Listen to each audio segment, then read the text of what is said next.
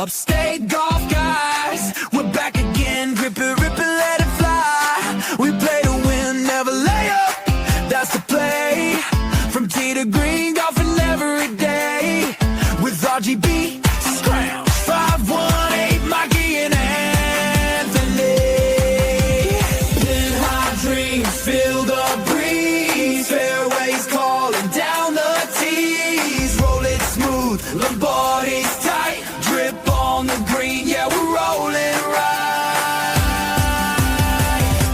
Addicted to gold, we're on the dance floor. Tee it up once, then we want more, more. Swing and shine, we're keeping score. Tee it up once, then we want more. Hey, then we want more. Hey, then we want more. Early shots at Fair Park, rise and grind. Upstate crew locked in that perfect line. From sun-up swings to twilight fades. Upstate vibes, no charades. Anthony's on the mic, passion's pure. Golfing crew, that's the cure. Addicted to gold, we're on the dance floor. Hit that fade, then chase for more. For Upstate heart, we ride the score. Tee it up once, then we want more. Oh, then we want more. Oh, then we want more.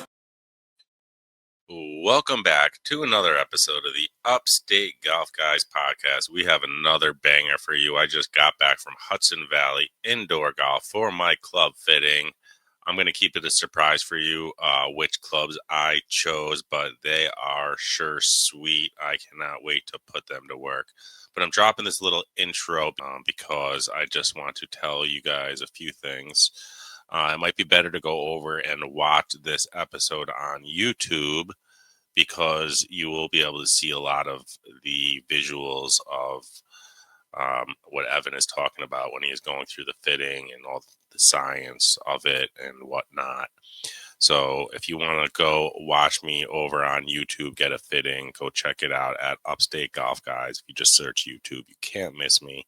Be sure to subscribe and follow because we do post everything on YouTube. Even though we get most of our listens through audio, I do put them out there for you guys to watch if you would like. The very beginning of the episode, the audio was terrible, so I had to cut off like the first few minutes where I introduced everybody, and then it goes on for like another 8 to 10 minutes of kind of choppy audio. But as soon as we get over to the fitting, the audio is great. It's fixed, so bear with it. It's really not that bad, but I think that it does get better, and just to stay tuned because the episode is awesome. I think you will all enjoy what this episode has to offer, especially for you golf lovers.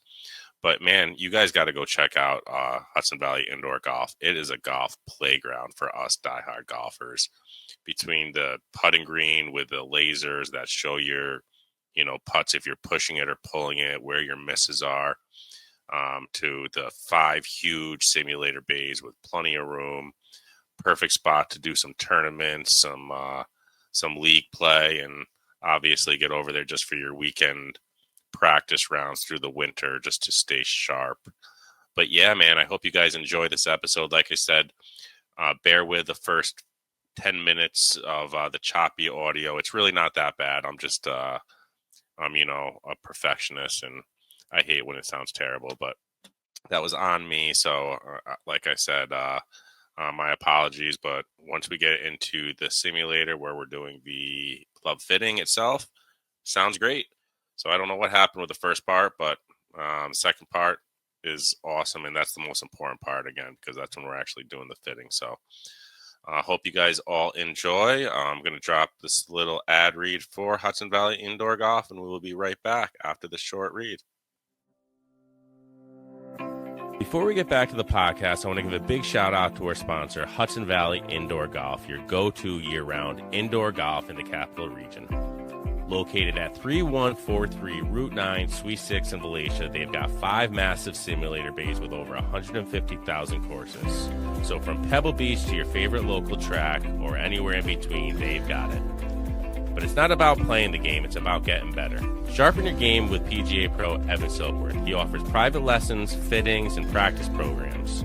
They have weekly leagues, and after the grind, kick back at the sports bar with a drink and watch some TV. And while you're at it, Hudson Valley Golf will bring your clubs back to life. From re-grips and re-shafts to lie, loft, and swing weight adjustments, their certified technicians will make your club feel brand new, so you can play better and feel confident with every swing.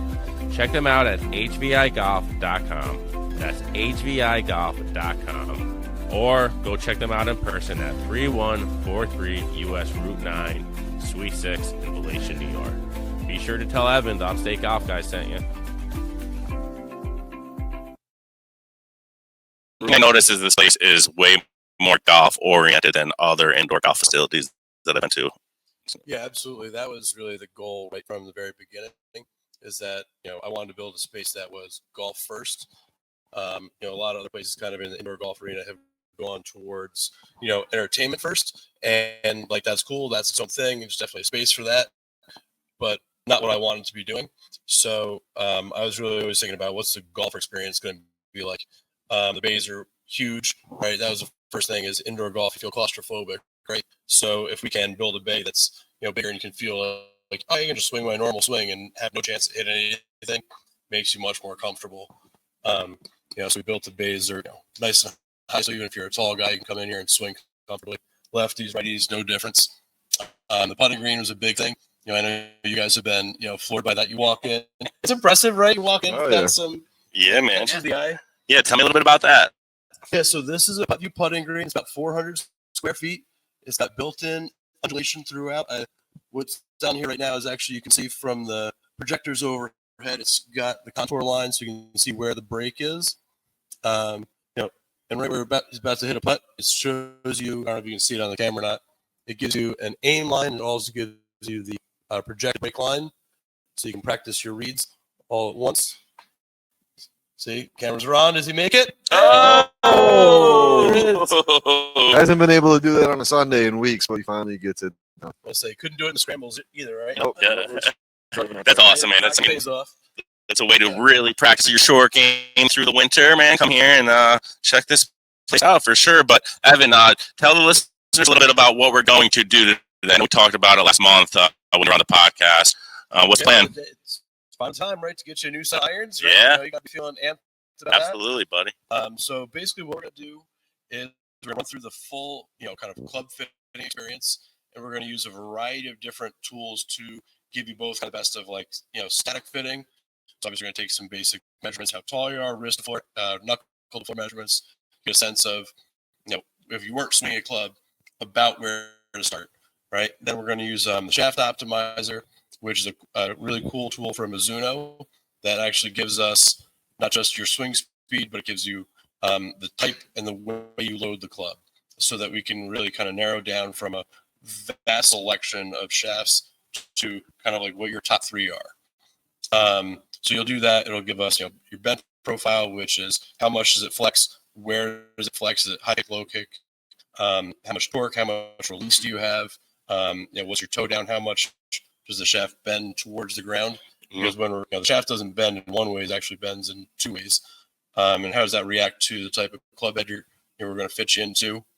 And then we're going to actually get there. We're going to have you hit some with your current set to establish a baseline, right? And I don't care, who's doing the fitting. If you're not getting a baseline, then you're not getting a real fitting, because you need to know, true apples to apples, what you're doing. So we're going to have you hit the same golf ball in the same exact scenario, same you, and say, okay, we're going to have you hit 5 or 6 shots that are either average to good or excellent. And then the computer is going to average those together, so we can say, this is what your current setup is doing. Then if, as we try different iterations, we don't have something that's better, then why would you change, right? I mean, it doesn't happen very often, but there are some people who've come in who've had excellent fittings before, who are just really tuned in, and they don't deal with like a swing weight change very well. And they actually will come in, and I'll be like, listen, I can get you 2 yards, or I can get you an extra 6 feet of loft. It's not really a big change. Again, that's 1 in 100, but sometimes people come in and are like, yeah, no, I'll keep with what you got. But you always have to establish that baseline to make sure you know what you're paying for, essentially. Yeah. So how does someone? All right. So say you're just starting off in golf. When is a good time for a golfer to come in and get a fitting? Because, like, for example, I've been playing about 7, 8 years now. My swing has changed every single year. So, like, when would be a good time for a golfer to come in and get a fitting? Is it right from the jump? Is it 5, 6 years in? Is when is the best time for a golfer? So it's actually really kind of funny.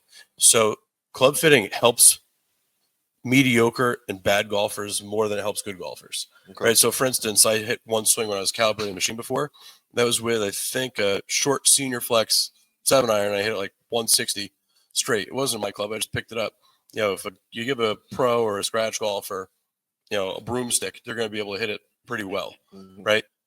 If, you know, you're really starting out and you don't know what a grip is and you're like, oh, is this an iron or is this a driver? Well, okay, that's probably too early to be getting a club fitting. But if you've been playing for a year or two, you're like, oh, I love this. Like, I want to make an investment in my game. Then you're definitely going to get a benefit from having properly fit clubs. Okay. You know, that does get expensive. You know, and I always do trade-ins because, you know, you have equity in clubs, right? Oh, yeah. Because, you know, your starter set that you get fit into in your second year, right? You get better, you keep practicing, and you grow out of it. Okay, well, you know, maybe you spent $1,200 on it. You still probably get $500 for it, right? So that can knock some off your next set. You know, it provides opportunity for somebody else to buy A discounted rate. a as discounted well, used set. Like it, you know, it keeps it in the golf family, the golf community. You know, spreads it around. I mean, I do a lot of that where people trade in clubs. You know, and then I've probably got 7 or 8 people in mind right now that are like, hey, when you get a set of this type of club, like call me up, I want them. You know, and then sometimes it's 2 weeks, sometimes it's 6 months. But I'm like, oh, hey, I got that half-inch short senior flex that you were looking for, and they come in and buy them at a discount, and it's a good deal that way too. Yeah, and as somebody who just did my first fitting ever this summer, I had a driver that was broken, so I did a driver fitting. And you're talking about a baseline, and I didn't do that. I didn't get that at my fitting. We didn't do a baseline. The gentleman asked me, how far do I hit my driver? And I told him about how far I hit my driver, and he says, okay, let's try to improve upon that. And so I'm glad that this is your approach. I would like that the information, I think this is good for our listeners to see what a fitting should entail and to go through all the proper steps of a full fitting. And if we have time, I'd like to ask you, how long does a fitting take and about how many swings should somebody expect as they show up? Because when I did my fitting, I was exhausted. I didn't realize how much swings I was going to be taking. Yeah, that's a good point. So actually, I build in rest to my fittings. So most of my fittings I schedule for an hour and a half. I'm pretty efficient. You know, there are times like I'll put together a setup and I'll watch take a swing or two, or I'll look at some numbers and I'll be like, nope, that's way off, and I'll cut it off right away. Generally, I like to have 5 or 6 swings with each club before I start to like narrow it down. So like, I give you setup B. I'm like, okay, here, try this, and you're hitting okay. You know, because you're adjusting like every time, especially for kind of mid-handicap guys. Like, you take your first swing, it feels different. It's different weight, different flex, different head, different look. A lot of things are changing. You know, so all of a sudden you're like, oh, I don't know what this feels like. So your first one might be a little funky. Then you get better and better, and you see it like an upward trajectory. So sometimes you'll hit 7 or 8 of those. And what I usually like to do is try, 6 or 8 setups that all make sense logically based on kind of what the player's input is versus like a player's brand preferences, and then narrow it down to like my favorite 2, and then put it back to the player to say like, listen, setup D and setup G are awesome fits for you. I want you to hit 5 or 10 more with each of them, and take the one that you feel best with. Which one has your highest success rate, right? Your confidence is up, and then ultimately you say like, yeah, you're gonna like these. Nice. So you want to get this party started, or what do you think, man? I'm excited to work you over. I'm actually ready, man. I'm excited. Before we get going, why don't you give the listeners some of the winter leagues you have coming up and what you have planned? I know my wife and my daughter might be coming here on Monday nights. Yep. So we've got a bunch of programming coming up this winter. We're going to do women's clinics, which are really for all skill levels. It's going to be Monday nights at 6 or 6:30. I got to talk with one of my other pros who's going to be helping me out with that just to finalize that time. I think we're going to start that the first week of December. There'll be online signups for that if anybody's interested. We're going to do some junior stuff on Sundays. We'll have 2 junior groups based on age, Sunday afternoons, which would be a lot of fun. We're going to make that really game oriented, make sure the kids are playing golf the way it's meant to be and having a good time. And then we've got 2 women's leagues on Tuesday morning, Wednesday night, which are still open to anyone who wants to come play. They're handicapped and pretty competitive, right? Is that perfect for you? Identifies as a woman today. I'll be there. And then we also have a bunch of other open leagues. We're going to have a 2-man championship this winter, which will basically it's going to be a 2-man best ball tournament over, I think we'll probably do 7 weeks. Because I've got 7 courses that I want to tournament everybody with. And then we'll do some individual leagues too. That'll be drop-ins. You can kind of come in whenever during the week, play around. It'll go on SGT, which is a simulator golf tour, which we're getting set up and rolling. And, it'll have a live leaderboard. You can check all that Sweet. stuff out. Sounds like a lot of fun. Oh, yeah. And then we're just open for golf practice, lessons, club fitting, the bar, whatever you want to do. We're here for some people come in. Yeah, have a good time. the bar is beautiful over there too. Just if you want to come hang out, have a drink, watch a game or whatever's on TV. Club pairs you said too as well, Yeah. right? I didn't show you the workshop. We got probably one of the best workshops in the Capital Region in the back there. Nice. Loft lie adjustment, shaft frequency, you swing weighting, Good. obviously grips. This place is literally a one-stop shop for golf. Yep. Like, That's what I mean. It's literally, way for more golfers, too. golf That's oriented. a big word in the whole thing. It's for golfers. It's Yep. not to come here for Right. happy hour. It's here to come here and fine tune your game and Yep, for golf. sure. Yep. Yeah. That's what it is. 100%. All right, man. I'm ready. I'm gonna Do this. pause it for a minute and we'll get the party started. I'm excited. Oh shit. Oh shit.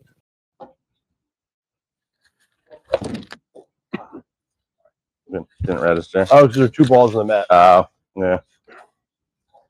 All right, so what I want to do here is you'll notice that these are all labeled warm up. Yep. Thank you. So when we start, I'm going to create a new one baseline and I'll have you hit those. Okay. All right, so Absolutely. what we're going to do is those warm up swings are now a thing of the past. I'm going to pick a better color for your baseline move. All right. Go red. There we go. And we're actually just going to label this baseline. All right, and what we're looking for is about 5 or 6 average, good, or excellent shots. If you're like top one or you get nervous and you Okay. shit the bed and one squirts out to the right, we can edit that out.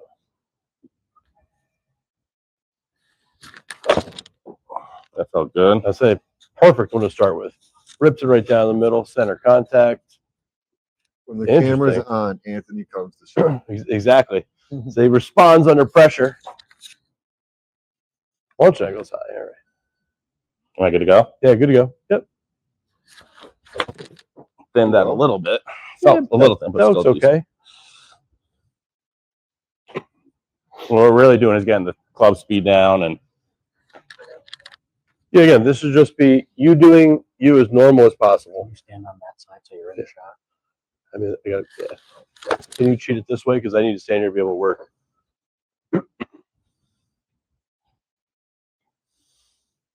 There you go. You kind of got me in the back here. There we go. All right. do you want to move it over this way and get it like behind me? Slide that table too, bro. I think that's pretty good. Just to get a little closer.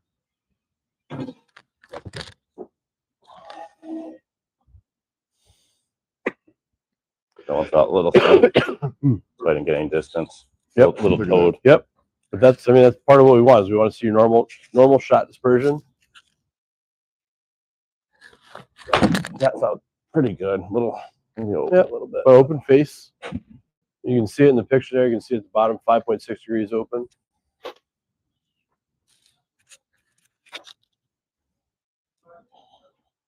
Now on a 7-iron, it's supposed to be basically middle of your stance for the most part. Yep.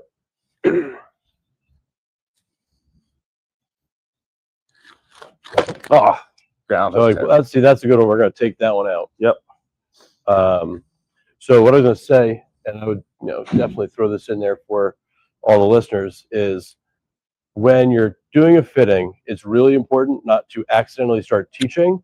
So like you're going to hear me give basically 0 tips unless Okay. I really screw up and accidentally Okay. can't help myself. Okay. But also is don't change anything, Okay. right? Because if you're changing your swing and I'm changing equipment, we don't know what's giving a beneficial result. That's Is what I was asking is Brad it the about. swing that. I said, change what- or is it the Gotcha. equipment? That's a So good just point. you do you. Yep. Swing your swing. Don't try and do anything different. Don't move ball position. And that is a great point, Evan, because I had done a swing fitting, and one of the first things he said to me was, "Make sure I'm rotating onto my back toe." And I'm thinking that's not normal for me. Right. So now here I am doing a I swing mean, that was a fitting with good. this. That's usually what I hit my 7 iron 140 to 150. Yeah. Give Yep. or take. So do your normal thing, normal Yep. swings. Yep. So let's get one more in there, and I'm feeling good about having a really solid baseline. So now, what if you did have someone come in for a fitting, like I was talking about earlier with the beginner golfers, and they did 20 swings, and 10 of them were the one we just removed off the screen?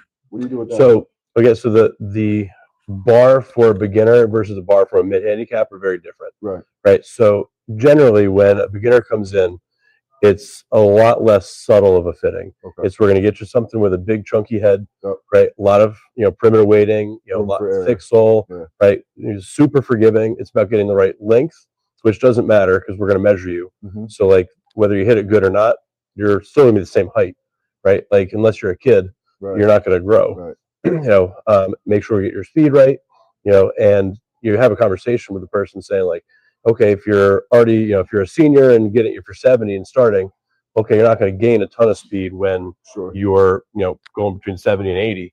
But if you're 30 and you're practicing, you're going to be faster at 40 than you were at 30 as a right, beginner. sure. So you can take that into play when you're figuring out like what clubs you want to get somebody. So again, but for a beginner, it's pretty straightforward to say like, let's get you the right length, loft, lie angle, Okay. forgiving club head, correct grip size so you feel comfortable, and then you can give somebody a really solid fitting that way. Whereas for like what we're gonna be looking at today with like really honing in launch angle, being optimized, getting the spin rate right where we want it, all those things are super important for a mid and low handicapper. Gotcha. So the experience changes based on the Based on individual. what we're doing. But it sounds like for a beginner, a fitting can be significant in improving their game. Yeah, I mean, We just saw a young man in here, Mike, that's been playing for a year, already a super athletic golfer, but has been playing a year. right. And a fitting might actually take him to 2 or 3 levels beyond what Oh, he sure. is now. Yeah. I mean, I've had people come in for fittings, probably, I don't know, a dozen of them this year that are beginners. Like they're in their first season. Wow. And they're like playing with something that's, old or way long or way not even close to the right flex. And then they'll get fit and they'll be 30, 40 yards longer. Mhm. Their dispersion's 70% better, like massive jumps. And they're like, man, golf is fun now. This is Yeah. awesome. I mean, Don't everybody put the I've fitting talked off. to, everybody that I've talked to said you have to get fit. It just makes a world Yeah. of difference. That's why I don't even carry stock golf clubs for like irons. Like I carry stock drivers because drivers you switch around, like just pop the shaft in and out in 30 Yeah. seconds. But for irons, like I don't carry irons. I order everything or build everything. Like I actually work to deal with a lot of the companies where I have components.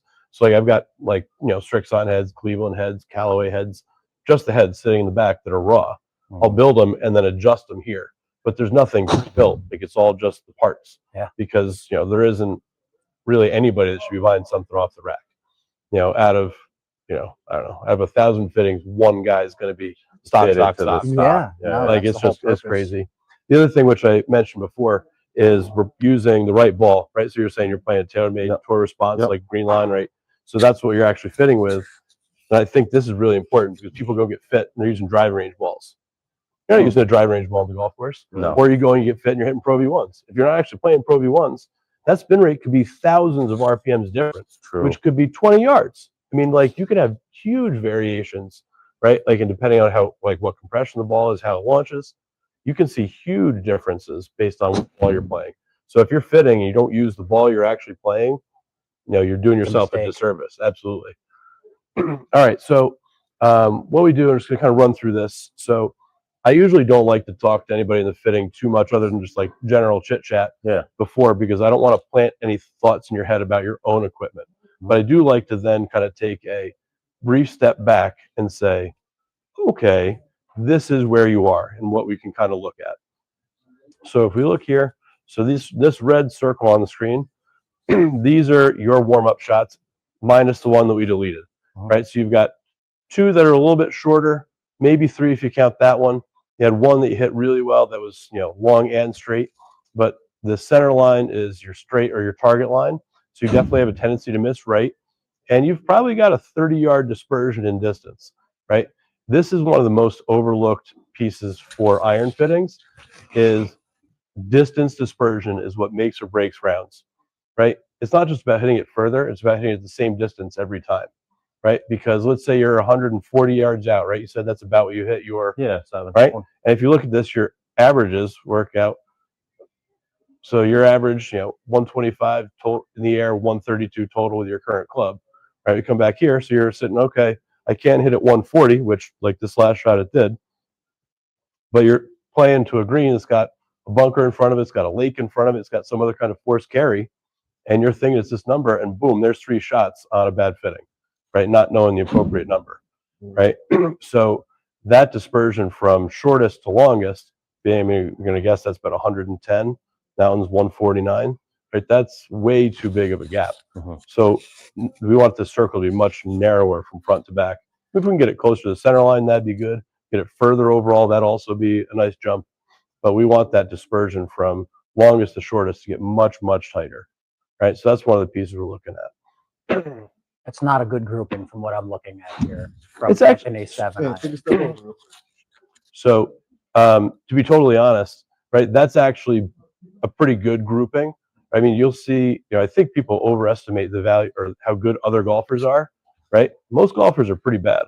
This is not terrible. It's not bad. I mean, he's saying that's not bad. This guy It's over not- here. it's not I'm bad. hoping for something half that size when we're Okay. done with this. Okay, So I mean, let's do it. so I think we can. yeah, exactly. If we can get it half that size, that'd be great. But if you look at your dispersion of low handicap players, it's 5 yards. Like Okay. from longest to shortest. Yeah. Right. So we'll go back here for a second to kind of look at your averages.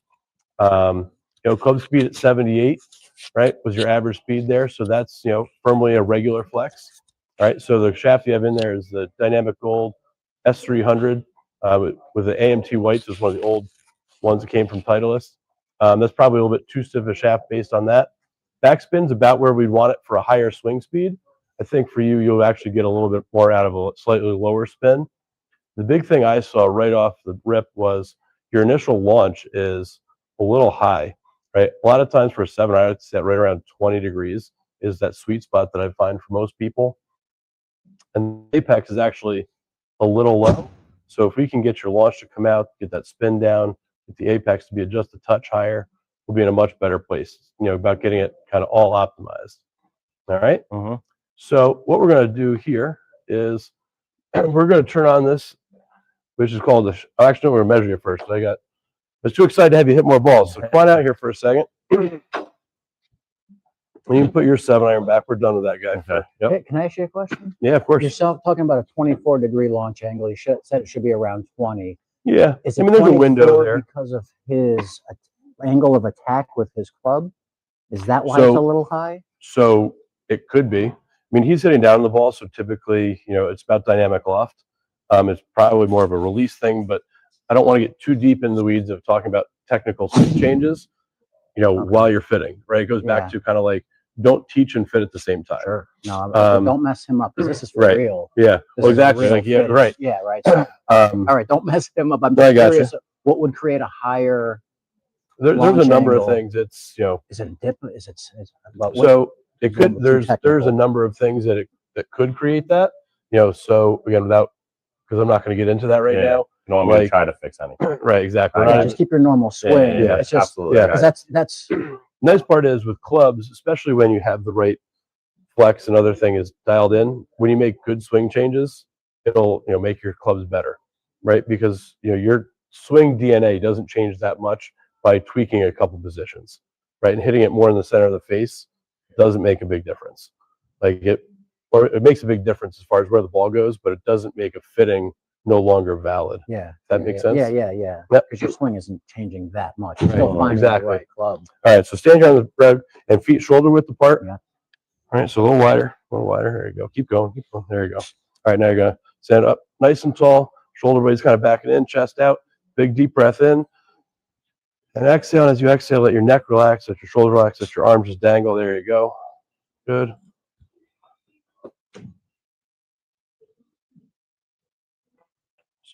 Two and a half. And what are you measuring now? So I'm measuring wrist to floor and knuckle to floor. Wrist to floor and knuckle to floor. 32 and a half. I'll explain that in 1 second. Just finish this. And how tall are you? 5'10". So 5'10". So according to Ping's handy chart, which I love, I mean, this has been around for a while. It's tried and true. I mean, every company has things that they do a fantastic job of. One of the things I love from Ping is they make it very simple, and they're so data engineering based in everything they do. I always found they're like a great jumping off point. All right, so just based on static measurements, how tall you are, how long your arms are, this is saying you're between 1 and 2 flat for lie angle and standard length. Remember how before when you were talking about how it was a little bit offline? Lie angle has a tremendous impact on how straight you hit it. Okay. So I mean, changing the lie angle could be a why you're huge- hitting it right. Okay. So we'll tweak around with all that stuff as we go. Sweet. I turn this on. You were asking before, about why I was measuring wrist to floor and knuckle to floor. Is no two people have the exact same proportions, right? But generally speaking, someone who's 6'4" has longer arms than someone who's 5'10", right? So when you measure wrist to floor of that taller guy versus a shorter guy, the distance from your wrist to the ground is usually pretty close, right?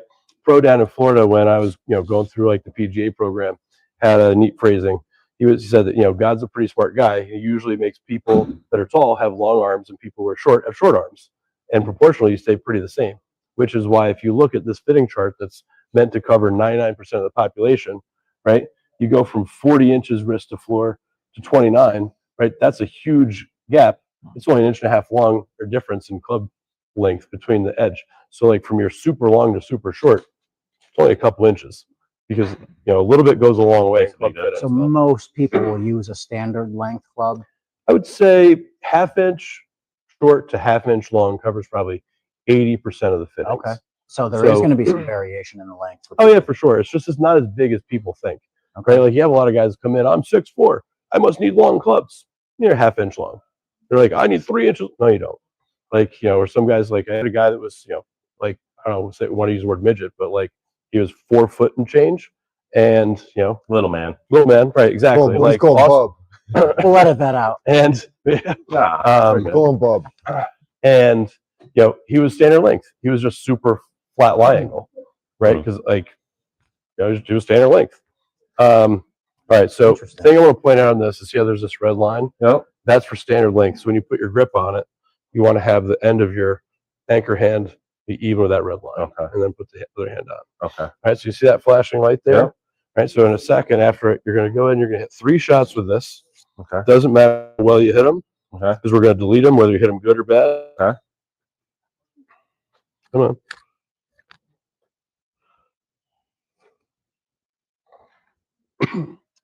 So in a second here, it's going to turn orange.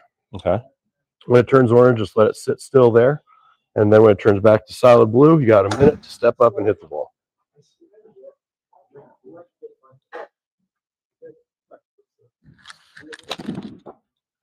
That's that one, right? Pretty good too. And so don't worry about it. Like, this shaft is great at gathering data. Okay. It's not great at hitting good golf shots. Okay.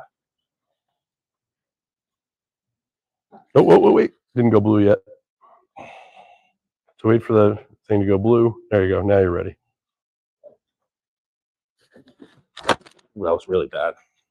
All right, I'm going to look at the data that got Yeah, off before I we just do came it. right up on it. Yeah, it's actually pretty consistent. So one more. If it's no good, we can always redo them again. Okay. Let it go blue. There you go. Now you're ready. I got ground on that one. That's right. Don't worry about it. All right. So let's see here. Finish. Yeah, that's okay. So it doesn't even matter. Okay. So what we've got here, and we can spin it for the rails to look, but this gives you your basic data on those 3 swings, right? And the nice part is it all averages out pretty good. Right. So the first one, 76 miles an hour. That was, you were 78 there. Second one was 80. Third one was 78.2. Kind of, a couple miles an hour standard variation. All right. Tempo, a little bit quicker the first one, then mid on the next 2. Toe down, 5.46. We're going to average out to a clean 5. Right. Kick angles, where's the shaft like releasing? Again, your mid-high release factor. So again, 6, 7, 4. Those 2 are much higher release. Like that's how your hands are working. Then shaft lean is how forward it is at impact, right? Which impacts lie angle, attack, all that. Attack angle, hitting down on it pretty good. So gives us our nice averages. So now we go here, and then we're going to look at this just for a second. Boom. And then what this does is it gives us your bend profile. So it shows you what your shaft did and how it's going to react to your swing, right? So this is how soft is the tip versus how firm it is in the handle, right? And you can see that you're a pretty gradual increase across that. And then really the whole butt end needs to be pretty stiff, right? So that already tells us what your top shafts are, right? Because you're going to have a firm butt end and a little bit of a softer tip, but everything is, kind of medium, right? It's not super soft, not super stiff. So it's nice and clean, right? So what that does, it gives us now a recommendation of your top shafts. Again, I like it because it's really easy when you're talking to somebody, right? Your average golfer comes in, oh, I understand stars, right? So your number, one fit shaft according to this, which is not necessarily the be all and end all, but just a good jumping off point, which makes total sense to me, is the Modus 105 step, right? Again, it's going to have that feel that I think you're going to really like. The other one that popped into my head is actually your number 3 one, is the C taper light. Okay. So we're going to try these into a couple different heads, and go check it out. All right, sweet. The thing is interesting is that none of them are even close to what you're actually swinging now. Okay. So it's going to be pretty different. So, all right, maybe it'll work for me. Absolutely. My iron game has great driver and great wedges. That's why I wanted to go to irons first. Absolutely. Just inconsistent. I'll hit one good one and then 3 terrible ones. Yep. What was your height again? I'm just going to touch 5'10". 5'10", and then knuckles to floor was. What? Maybe do what your knuckle to floor again? A little wider. A little wider feet. Yep. I was just going to say. Relax at the shoulders. Yeah, 29. Yeah, that's what I thought. I just wanted to verify, make sure my memory was good. Okay, so this only has you one flat. Okay. So let's start there. Okay. Shaft. All right. So what I want to do. What's that? There's a lot of science and detail. Oh yeah. It's off. The whole game is physics. Yeah. The entire game is science.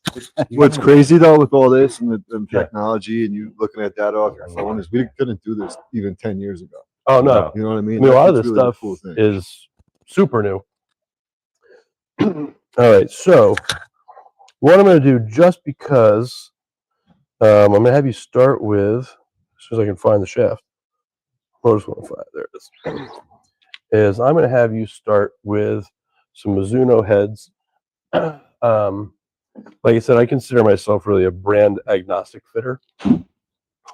Every company does great stuff. I don't, any club can be perfect for any one person. So I'm totally okay getting someone to play whatever they want. I mean, I'm sure all the sales reps would wish I would say otherwise. Come on, turn off. It's work. Swing fittings work. No. Just dry. He's exhausted. Don't listen to him. Not tired yet, boy. Yeah, he's tired. Not tired yet. What do you think, Raj? A lot of. You put the water by the computer, man. Rule number 1. I should know better. That is true. Top or not. That is true.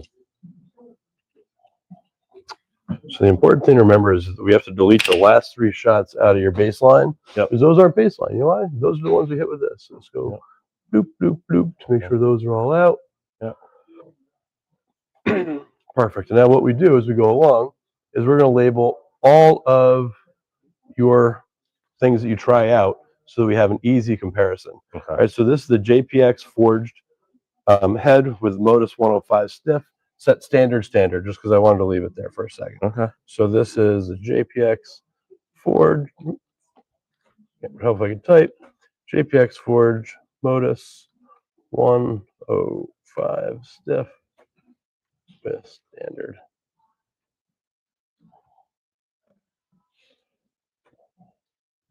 And what made you decide to go to a stiff flex already for him? So the feel of the shafts, because once I saw his bend profile, it basically says you need something that's stout in the handle, right? That's what's going to help you connect the best. So as soon as you get down into a regular flex, unless you're playing something really crazy like some of the LZs, nothing's going to have the stiffness in the handle that that bend profile chart is going to fit him. So that's why we started there. I'm sure it's also why the shaft optimizer puts you in stiff for your top 3 fits. I think the LZ, which was a regular flex, was way down on the list, like 6 or 7. Interestingly enough, I've never had anybody that I've done for a fitting not take one of their top 3. But it could, first time for everything. Yeah. I've definitely gone outside of it. All right, ready to go? Yep, you're ready to go. All right. Fire away.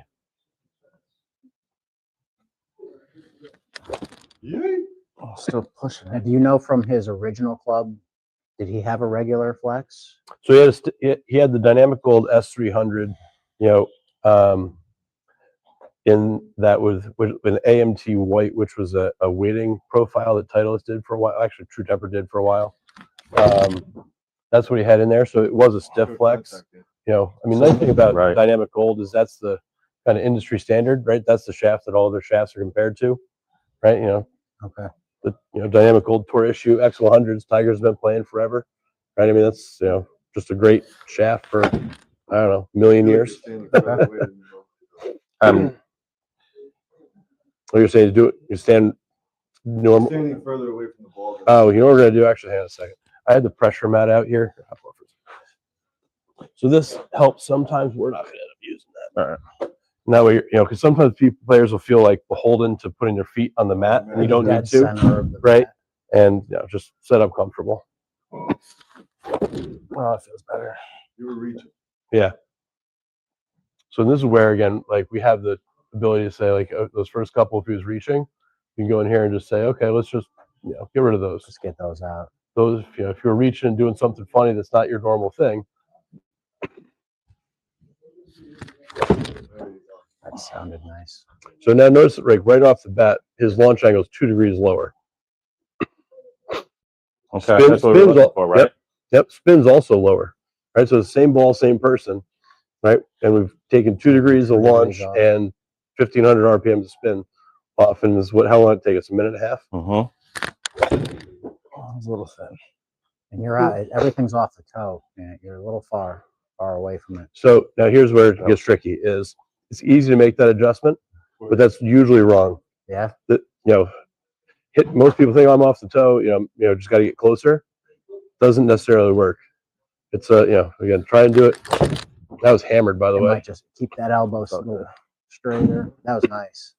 So now if you look at Yeah, that was my longest one yet. right. 154. So and look at what this did, right? So your apex. 23 Remember before I said your apex is really important. You're in the 70s. 78. Yeah. Right now that one's up at 93. So it launched lower, yet also went higher, and the spin rate was down. Spin rate's 54, which again, for kind of where your swing speed is, I think is a better number. Yeah, that's good. Try another one? Yes. So we're gonna hit a bunch more. Yep. I gotta move the ball a little bit more to the middle of the mat. So see in the top right-hand corner of the screen, so it says ready and green. Mm-hmm. Just make sure it says that. If the ball is just outside of the hitting area, it won't pick it up. Gotcha.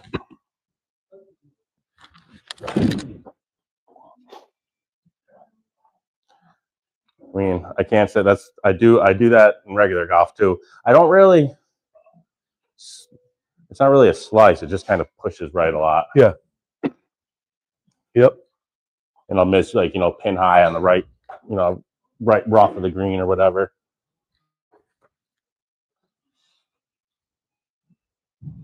It's a little straighter, but it's not going to have enough. Yeah, it's just getting the Your distance. impact was the same spot. A lot of your swings, like in that picture. At some point, too, can you work in the smash factor and what? Oh, that yes. is? So smash factor is actually really easy. Smash factor is basically a simple way to tell someone how cleanly they hit a shot, right? You Which get is the the goal. number, That's the goal, right? the goal, right? The higher the smash factor, the better you hit it, The higher. right? So basically, it's ball speed divided by club speed. So for easy math, this is usually what you see with drivers, is if you're swinging the driver at 100 miles an hour, you hit it dead in the center, it's going to go, the ball speed will be 150. So therefore, your ball speed your smash factor is 1.5. See, that one was a little choked up a little more. Yeah, but look at you're Yeah. on that. So now I'm gonna have to take a break here for a second because I want to do 2 things before I build you some other stuff to try. And we didn't actually talk about this because we were doing podcast stuff and everything else. This I usually talk about earlier on is if what are your personal goals for your next set of irons? Like, what is it you want to see out of them? Yeah, man, just get on in regulation, man. Stop pushing it right on my approach shots. Make the pars come a little easier. Sure. So they always say the most important shot in golf is the second shot. I mean, because it could either be a recovery shot or it's your shot to shoot a dart. It's important. Sure. So definitely. I mean, right now I'm like 16, 15, 9 on tour. If I could get myself down to like 11, 12, Yep. So I think the big thing is, right, and to kind of parse what you said there, right, is hit more greens regular. It's a great goal, but that's not a club fitting goal. You dropped it right afterwards, said to stop pushing it right. Okay. So the follow-up question, had you not said that, would have been like, okay, I love hitting more greens. That's fantastic. Where do you miss? Because we need to establish what you're doing, not just here in a fitting, which we obviously, the data points that out, right? Like you had that and your miss was short and right. So my guess based on that would have been like, oh, if you're missing greens, you're probably missing them short and right. So if we can be longer and more to the left, it would help you hit more greens, right? So that's kind of where my head logically goes. But then you always want to verify with the player, like, okay, when I'm not standing here, when you're not going through a fitting process, what do you see in real life, right? Because, simulators aren't, even as they're wonderfully accurate, but they're not always the same as what you do outside. Being a lesson on a perfectly flat ground is not always what you see outside, right? And that's why you always want to have conversations with the people and have a lot of their input as to like what you're really doing. So the other thing you talked about earlier, which we didn't get on the podcast, I think, is that you like to choke down, right? So the problem with choking down is that it's really hard to do it consistently, right? There's also a benefit to how you hold the grip. You know how the grip like flares a little bit on most of those, right? That flare actually helps your anchor hand maintain balance. So when you choke down on it, you're removing one of the engineered elements of the golf club and saying, oh, I don't need this thing that's going to help me, right? So that's not really a good strategy. The flip side is, if you've always felt like your clubs were the wrong length, maybe that's why you're trying to choke down on it. Also, some people erroneously think choking down on it gives more control. No, it really doesn't. Hitting the ball in the middle of the club face gives you more control, right? And there's usually other technique things, but simply choking down doesn't really help, right? So as we go, one of the things we might want to talk about in the final phase is about getting proper size grips, right? Because it can help alleviate that sense of wanting to choke down if something feels right in your hands. So that's kind of like a final stage part of the fitting. The other thing we're doing is I'm giving you a little break because you talked about this, right? You were hitting balls and you're exhausted. Well, yeah, when you're playing golf, right, you got 4 hours to take 50 full swings, right? And then throw in another 20 putts or 30 putts and, 10 chips, and there's your 90, right? But you got 4 hours for 50 full swings. Okay, well, you got 25 swings here in 15 minutes, right? You're exhausted, which means you're not swinging like you. So if you hit too many back to back to back, then you're not getting real feedback. It's not, all of a sudden not actually fitting to what someone does in real life. Not all swing fittings are the same, that's for sure. Because in my swing fitting, which was just for a wood, I was dripping sweat off my nose. And I was thinking like, wow, I've got to grind through this. I've got to keep my energy up. And I was exhausted at the end. And I wondered what kind of effect that had on my swing throughout. This is interesting. But that's what pretty it takes, cool. Already with the first club, I've had about 7 to 10 yards on my swing. Yep. So I built you a new toy here, right? We're going to be done with that first one. All right. Right. So this is another Mizuno, just because I think I want to see how this head does with you. How's that feel in your hands, Ant? Good. So that's also a different head. That's the JPX hot metal. Yep, they're all standard grips. It's a basic tour velvet style. So should I try to stand up a little tall? I mean, I don't just do my normal. Just do you. Oh, that was good. So one of the things, and I'll kind of just as you're out here. So this is a new shaft. I hit that like crap, and it went 140. Yep. Well, so here's one of the things: is I gave you a head that's so again, I try and learn on every swing. Like I pay attention, and this is where having a fitter that is willing to think outside the box helps. So remember, we were doing your fitting at the very beginning, and all the data pointed you right. So is thinking out. So when we did the static fitting, right? Because when you do a measurement or you look at something else, it's just based on numbers. It's not watching how you actually deliver the club. And as I'm watching you, I actually think that the static fitting of you needing a flatter lie angle based on like your wrist to floor measurement versus how you deliver the club and how the club interacts with the turf. I mean, I can watch it on the screen where it's digging. I actually think you need an upright club, which is why, I mean, you hit that poorly, but see how it went straighter? Yeah. It's because I changed the lie angle. It's actually, if you look in the description, it's 1 degree upright. All right. So you're hitting standard before. I mean, I hit that terrible. But yeah, but let's see how it goes. Definitely straighter. Isn't that crazy? That is Again, pretty you crazy. didn't hit it. You didn't hit either of those very Still good. didn't hit that good. That's way out on the toe. I mean, the club head I just gave you is a bit more forgiving. Maybe I need that right now, though. I mean, I play a fairly forgiving head.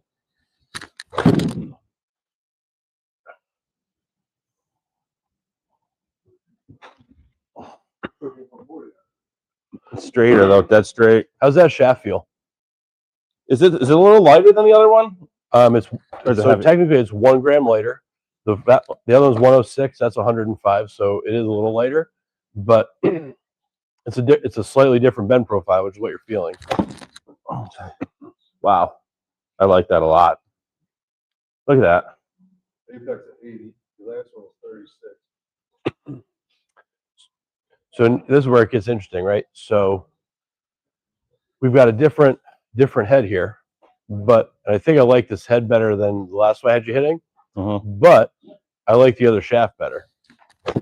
We're already starting to kind of like, Piece it together. piece things together, right? We're in our second option. So I didn't miss one right there, though. Not any of those shots. Correct, because we changed the lie angle, right? Like it makes a huge difference, which kind of goes back to, like I said, I was watching you deliver it with that first setup. So let me take this for a second. We're going to see if we can make a couple little tweaks here. And again, you can now take a little break. All right. So what I did for this next club I'm going to have you hit is I took the shaft from the first club you hit because I liked how you were releasing that a little bit better, but I put it in the second head, which is a little bit more forgiving and 1 degree upright to see if we can kind of capture the first two. And then we're going to try some other brands because we're not going to just look at one brand here. We're going to try a bunch of stuff. When you get done. Yeah, I'll add it all. I'll add it all together. Cool. So what do we do with this to make me go straighter here? So we went 1 degree upright on the lie angle just because of how you were delivering it. Yep. So we're now on our third try as far as new options. We took your head from the second fitting, which is 1 degree upright. It's a little bit more forgiving. It's a little bit of a just a more forgiving head in general. And then I put your shaft from the first try in because I liked how you were releasing that shaft better. Okay. Right. Also you seemed to kind of like it, and your spin rate was a touch better too. So this is I like it a lot. Third try. Okay. And then we're gonna kind of run away from Mizuno stuff for a minute. Okay. And try some other brands. Sounded better. Look at how much straighter that is. Felt better. That'll go 150. Should. Almost. Just about. Yeah.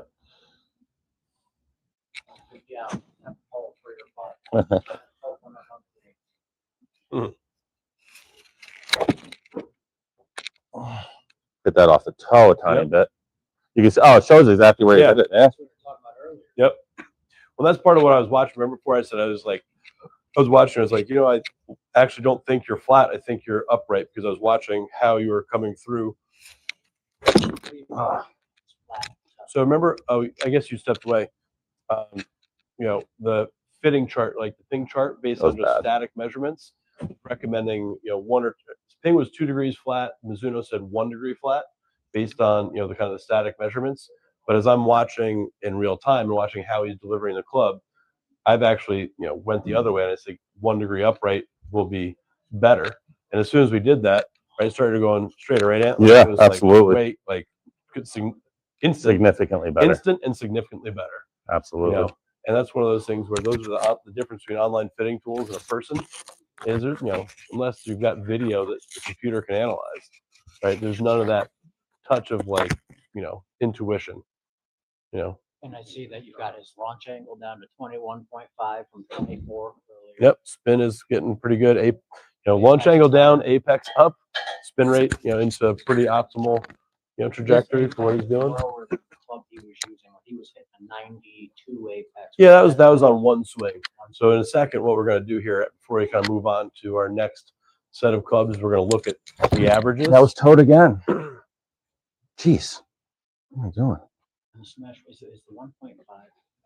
So 1.5 is really your best. I mean, with drivers, because of the core values and everything, like what makes them conforming versus non-conforming, right? For like how the trampoline effect, the coefficient of restitution or whatever the hell it is 1.51. Sometimes you see a 1.52, but that's like high swing speed, like absolutely perfect. Yeah. Right.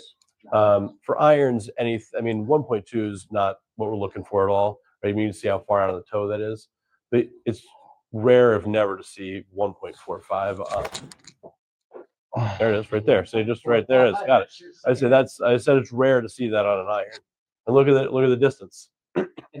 Whoa. Fade or anything. 166. Right. How'd that happen? Well, you hit it good. You hit it in the middle. Right? I mean, it was going 140 out on the toe, and then you hit the sweet spot, and it jumped for you. But look, your launch angle is now down. 17.9. It's coming out much more penetrating. Well, that felt really good too. Yep. A little fadey on that one. But a 1.36 smash, that's still Still 160. Yeah, but look, it's going 148 in the air. That's 8 yards more carry than your total before. We're looking at a 20-yard distance jump here. That's huge. That was hit well. Yep. Look at the difference in the shot shape. Right, we did no lessons, we did no instruction. Wow. Right, That's pretty incredible. Apparently, Apex is up at 81, which is better. So now this is where we can get really cool. Actually, we go back here. Pretty wild. I'm gonna take out this one duff that you hit really. Yeah. I'm gonna take that out because that's not really a fair representation. Right now, if we go back to the groupings, right, we go back here. See how it's all color coded? Wow. So if you look at the colors, right, you can come in here. So this dark red was your first one, right? Yep, exactly. That was where we started. So shorter and more to the right. Then the second one was this kind of green one, which we had some longer ones in here, but it was still to the right. What's this one? That peach one, that was the second one you hit. That was that head, but with the other shaft. We really had that dialed in for straightness. But look at how this purple one is going. Wow. Right? The distance, yeah. Right? The distance is much further and much more consistent. Yeah. You had that one that you absolutely tanked. Wow. Right. You had a couple here that were, that was that one that was a little bleedy. Right. Yeah. But all right, we're making progress. Yes, we are. I'm not totally satisfied. But here's where the numbers really. Yeah. Right. And if you look here, this is where things really start to pop. Right. And you can actually see the progress of fitting. Right. Baseline is where we started. 124 carry, 130 total, 12 yards offline, right, average. Right. So then we went to 135 carry, 143 total. Right. Then we tried a new head, 133, 142. But the big difference here is that 6.3, right? That was much straighter, which is interesting because that's the shaft that's doing that. And then here we look at how much further this is, 143 carry, 153 total. So you're looking at, a distance increase of damn near 20 yards on carry, right? And 23 yards total. That's huge. Right. That's a club and a half to 2 clubs less per green. So what used to be driver 7 iron, driver 8 iron, driver 9 iron, right, makes a big difference. And the thing that's impressive, if you look at your ball speed, right, your ball speed is now up to 103 where you were at 95. Oh, wow. Right? Okay. But you're doing it with a slower club head speed. Like club head speed, we haven't changed your technique, right? It's just better. And really your average launch, 19.9. You wanted 20. Right? I said 20 is kind of where I find most people most successful, right? And you've hit a couple of these. You're like, oh no, this club is getting closer to what I'm looking for, right? Felt good, right? The other part is like your apex is still in the 70s, which I personally I'd like a little higher, right? But this descent angle's money that's coming down. It's going to have some holding power on it, If I'm looking at this, I'm looking at that second club that says 142. Yep. Only missing 6 yards to the right. Yep. Isn't that more worth it than getting the extra 9 yards, but missing more than 10 yards to the right? I'm looking at that second club saying that's the one I would want because it's more accurate. I can learn the distance. I want it accurate. Yeah. So I think what happens is we'll certainly keep this as part of our mix when we get towards the end where we're like, okay, we like what are our finalists going to be? Like these are definitely kind of I would consider both in the running differences. With only 5 swings of that club, it's too small of a sample size to really say like right? So I mean, even if you just look at it, you've taken 2 more swings with this setup than that setup. So if we got rid of, you know, your 2 most right shots there, those numbers are going to look a lot closer. You know, but that being said, you did hit this one really well, which is why, you know, again, so club fitting is a process. It's not about like, oh, you're this long, and says, here you go, here are your clubs, right? Like, you got to take your time to do it right and go through each of the pieces. All right, Evan, why don't you tell the listeners a little bit while the microphones were charging, the clubs that really felt sweet to me? Yeah, so we went through and we tried a bunch of stuff, which, you know, we're not going to list out of all the different things, but, you know, it's important to note that we tried a lot of things that weren't the right fit, but that let us know what was the right fit. So we kind of got down to 2 finalists, and I've actually left 3 options up on the screen to kind of talk through as a group. So we have the JPX Hot Metal Pro from Mizuno, and we have the Strixon ZXi4. The big thing that we definitely figured out was we had one shaft that kind of consistently you kept timing better and coming back to, which was the C-Taper Light. So KBS Tour C-Taper Light in stiff flex. It's a 106-gram shaft. Again, it's just like that bend profile at the beginning told us. It's a really stiff butt section. It's got a little bit softer tip to help you, you know, get the ball up in the air. Feels good, nice and stable. So, you know, we've kind of got it down to those few options, right? And like I said, you know, kind of in the opening, what I always like to do is when there's stuff there, I mean, I certainly did this, right? You'd hit something like, nope, that ain't it, right? You hit a couple and took it away from you. Is I've kind of got it down to I would be 100% comfortable with either of these. And I always like to go to the students, unless there's one like truly obvious choice where it's light years ahead of the others. I always like the player to make the one final decision, right? So to get to our final 2, I've got our final 3 up there, but I kind of just want to talk through some of the data so that if any of the listeners are there and they're like, oh, I'm wondering about this, so you can kind of see how the thinking works, right? So if we look at this screen, right, red was our starting point. So everything we've got here has 100% of every shot hit being further than most of your baseline. So we've already guaranteed to add distance across the board. Wow. Yep. Right. We were talking before about how the first one of the C-Taper had the best dispersion. I was like, oh, it's kind of a small sample size though, because you only hit 5 with it.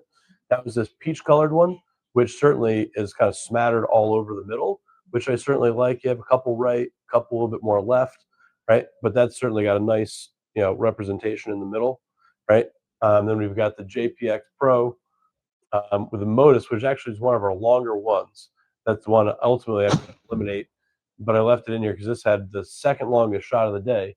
And you say, oh, well, you hit a couple of those like 160 yards. But why are you saying that that's not the right one? Is if you look at that one, it's the one that cheats to the right. You didn't really get any of those left to center. So when you look at that and you're saying, okay, none of those did you actually release the face fully and, you know, hit it where you were actually aiming. Where the others, you had some on the line, some just left of the line, right? It was this one, you just never quite got timed up. So I'm going to take that guy out. We'll see that disappear. Bye-bye. And now we've got our original in red and our 2 finalists in peach and blue. We're going to look at our data here to kind of summarize. You'll notice that these 2 things are really very similar, right? And this is what's crazy because we've hit a bunch of shots. So the baseline 124, you know, carry 130 total, right? With the JPX Hot Metal Pro, the average is 139.7 in the air, 149.3 total, right? Compared to the Strixon ZXi 4, the carry is, you know, 0.8 of a yard further at 140.5. The total is 150.2. You don't see this be an exact match. Offline is an exact 11.5 R, so exactly the same. Where you'll come back to it here is the smash factor for your JPX is much higher. I mean, you're making more consistent contact there, right? You did get a little more club speed out of the ZXi4. I think part of that is if we go through and we actually did a little bit of a normalization of these, where we got a couple of those like muffed shots, which will kind of show you potential, is, you know, you were swinging them about the same speed. You just hit a couple really fluffy ones in here. Spin is better, right? Again, noticeably lower, about 2,000 RPMs lower than it was earlier. Your launch angle is, you know, 18.2 the JPX, 21.4. So you're kind of on either end of that, ideal 20 number that I usually try and fit to. But you're in the window of success there. The other thing I really like with the ZXi4 is you have just a touch more airtime, right, and just a little bit more apex. However, this is where I always like to say before you kind of get into you hitting a few last swings with each shot to make a decision, is if we go into the shots for each of these, right, we take out any of these outliers. This one doesn't really have anything. These are kind of like what I consider normal misses, the 130 carries. You had a 160 carry in there. That this one went 170 total. That's huge. You had a 150, 160 total. So you had a couple of the absolutely piped there. But if we go into this one, you've got down here, take out these 125s that you didn't really hit all that well, this 128 that you really hit very fat, and delete it. And now we come back and look at your shot totals, your club speed. Look at how much better you're actually hitting this one club, right? This actually now is longer, right? And you have your longest carry who's also with this club. In my mind, everything is kind of pointing towards the Mizuno, in this setup. Yeah, I like right. Mizuno. You've got the same two setups here. So in my head, that's where I'm kind of thinking through it. Typically, I would have not shared that part with a student unless, I had a really good reason to try and talk them into one reason. I'd be comfortable, like I said at the beginning, I'd be comfortable with either of these two as finalists. They're both good fits. Numbers are in the window of success. You're 20 yards longer. You're hitting higher, straighter, better spin. Like both of them are clear winners over what you got, right? But at this point, I'm going to have you hit a couple more with both of them, just to kind of have last looks. Make sure you're feeling good about what you're doing. So we'll start this the Strixon. Strixon. Yep. Okay. From here, is it just sort of what do you feel better with? Yeah. I mean, the other part is the soft science is you got to like what you're looking down at, and we talked about this a little bit, but you don't always know. Like, some people just look at a club and they like the way it looks, whether it's a matte finish or a chrome finish, or it's a thinner top line or a chunkier top line. Some have a look like a little bit of offset. And look at that. It's peppered right down the line. That's a miss it. It's out on the toe. And your miss goes longer than your, right? You miss it on the toe, longer, straighter, right? And everything is just in there nice and tight. And that's a miss. That's like when I did the driver fitting, there was two drivers about the same. Oh, that was bad. I'm looking at that Cobra, I just felt it was better. Yeah. And that's why I made that decision. I had That's before. I'm like, well, this is my last one. I'm taking. Yep. I mean, again, if you have that kind of confidence, that makes all the sense in the world. And for Right again. I think it's a little different. This club is so much different from one to another. Yep. 150 on a miss, Well, really. that's what I was gonna say. Is this is the other part of club fitting. Is club fitting does make your best shots better, but what club fitting really does is it makes your bad shots better. Yeah. Or less bad. They suck less. Right. I mean, that was not it was not a great strike. That's pretty far out on the toe, but assuming you're peppering the toe. Still on the toe. Each of these peppered out on the toe is still better than what you came in with on your own clubs. And we're gonna figure out why I'm peppering it on the toe when we take lessons, right? That's a lesson topic. All right. Absolutely. All right. Good. Oh, I am. Good. All right. Now let's go back and let's Why? hit a couple of the Mizuno here. We're not gonna talk about.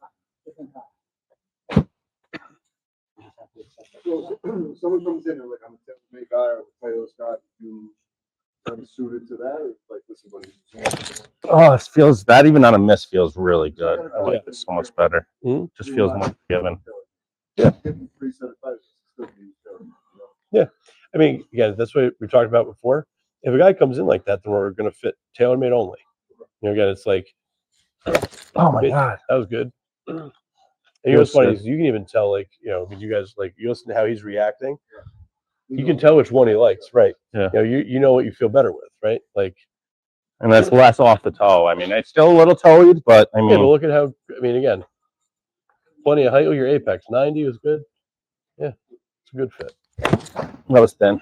Thin. But now we're at the end, you're swinging a little faster and rushing, and you're 100 swings in on the day. I mean, no. This one's gonna. Oh, my back. Ah, that was fat Right, too. but fatted it. Look, but you fatted up the middle. That was felt really bad. So 120. You're not 50 yards to the right, cutting in a change. Right. I mean, this is also when he hit like 175 earlier. Right, that's gonna be a little bit better, a little bit less toey.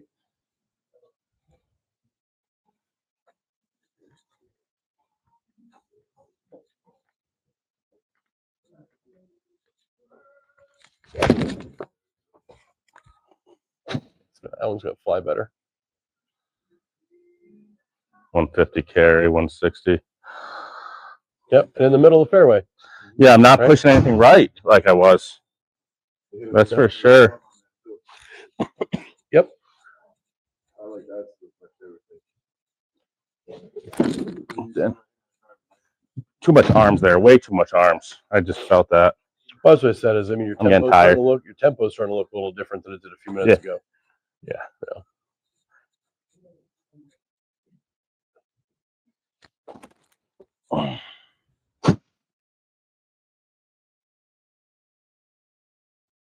All right, so take a breather. It's still 150. And these are misses, dude. Every one of these, I'm just not hitting good now. We can go back. We just want to actually do the replay. This is the one where. Oh, this one. That's what. Yeah, I've never looks hit a ball when like you hit that. it good. Right, same exact club, 163 carry, 174.9 total. I mean, apex at 100 feet. That's perfect. Yeah. Fun fact: it's all golfers will love. The USGA actually published the ideal trajectory or ideal apex is 106 feet. Really? I don't know the math on how they got to that exactly. Yeah, no, for all clubs. Actually, here's another fun fact. If when your set is built out, your apex should be the same with pretty much every club, whether it's a lob wedge or a driver. The distance it takes to get there and the total distance that it goes will be different, but your Really? top window should be about the same for every club in your bag. Wow, that is crazy. I would have thought wedges are way higher. They get higher faster, Yeah. for sure, but the total, like they top out at the same ceiling. Yeah. Yep. Huh, that's interesting. Yeah. I mean, so we got to figure out what I did to hit the ball that clean. Oh, we will. So again, this is where we'll have some fun because we'll come back for a lesson. We'll get you all tuned up. I like that shaft too. Yeah. Also, isn't that a great looking shaft? Yeah. I mean, like you can't fit for looks, but when you sit like, oh, look at that brushed steel, kind of like matte finish. It is beautiful. Sick. Yeah, it looks cool. Right, and now you're just like that. You gotta. I like it. Let's go with it. Yeah. Mizuno. Yep, Mizuno. JPX. Yeah. Yeah. We done? Pretty cooked. We're pretty cooked. The only thing last part we talk about is just gapping and set makeup, which we can do without the cameras on. Just admiring the shaft with that, huh?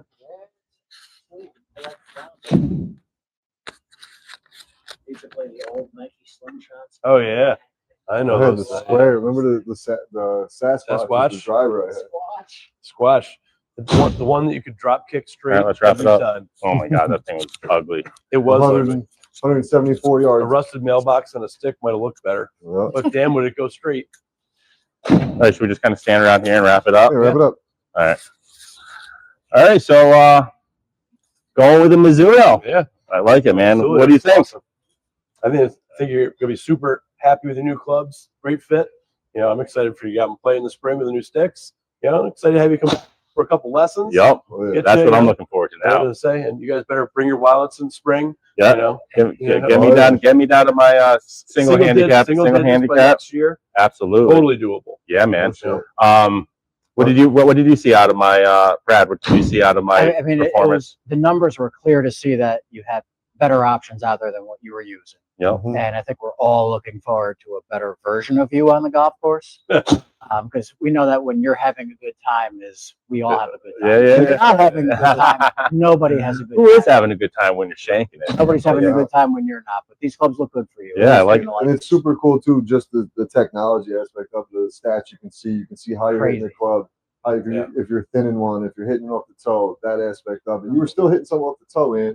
Yeah. But once you switched the clubs off for you were hitting them straight and you were adding distance. So Yeah. So even if I'm like Evan, what you said before, what's more important with a fitting is what makes those misses go a little bit further. Right, which helps Yeah. us amateur teen handicaps for sure. And that goes back to the question from the beginning where you're asking, like, who benefits from a fitting? Yeah. High handicappers and mid handicappers actually hit pretty well. Yeah. Right, I can pick up any club that you told me in there, and I hit it fine. Yeah. Right, I mean, give me the bladiest of blades, I'll hit it fine. Right. Give me a game, give me a shovel, and I'll hit it okay. Yeah. Right, but then for someone who doesn't have a million reps with 7 irons in them, like, take the more forgiving club. Yeah. Absolutely. Yeah, for sure, man. The other Well, thing I'll throw in there just struck me at the Yeah, end absolutely. is don't be afraid to play more forgiving clubs, right? There's so much ego that comes into it. And people are like, oh, I need to play this. I need to play this. Just go ahead and have fun, Yeah. Yep. right? Like playing a player's distance iron instead of a player's iron. Mhm. No one notices. The only thing that matters is how many strokes it takes to get the ball in the hole. Yeah. Right? You get so many guys out there shanking like a blade, or a Yeah. muscle cavity that, they're a 13 handicap. What are you doing? Yeah. Right? Mhm. Colin Morikawa on the PGA Tour has some like game improvement irons in his bag. Yeah. Right? A lot of the guys in their 3, 4, and 5 iron have game improvement clubs Yeah. for their long irons. Like, sure, they might play a blade and a pitching wedge, Right. but like, if it's good enough for the guys on Yeah. tour, it's Sure. good enough for all of us. Yeah, for sure, man. This is a game of feel, and you have to try different clubs, and you have to find Yeah. what feels good That's for right. you and what you swing Yeah. a certain way. It takes experience. It takes experimenting with different clubs, 100%. but you have to be willing to do it. And some of us get our clubs in our hand, and we're like, we're using this, and this is it. Yeah. But you got to be willing to try different things. Yeah, absolutely. So, Evan, Yeah. why don't you tell the listeners where they can come out and find you if they want to get a club fitting? Yeah, absolutely. Love to have you come in. We're at hvigolf.com, Hudson Valley Indoor Golf here in Galatia. We're open 7 days a week now. It's our busy season. So come on down. We'd love to have you and get you set up with new sticks or just a practice session. Absolutely, man. And 5 bays, putting setup. it's amazing. And again, that Golfer's paradise. putting green you got over there just to work Yes, on your short game is great. incredible. Yeah. So definitely check it out over here at Hudson Valley Indoor Golf. Stay tuned, man, to watch me get in those single digit handicaps with these new clubs and some lessons, man. Love it, See man. how this goes. Awesome, man. That's awesome. Dreams feel the breeze, fairways calling down the tees. Roll it smooth, the body's tight, drip on the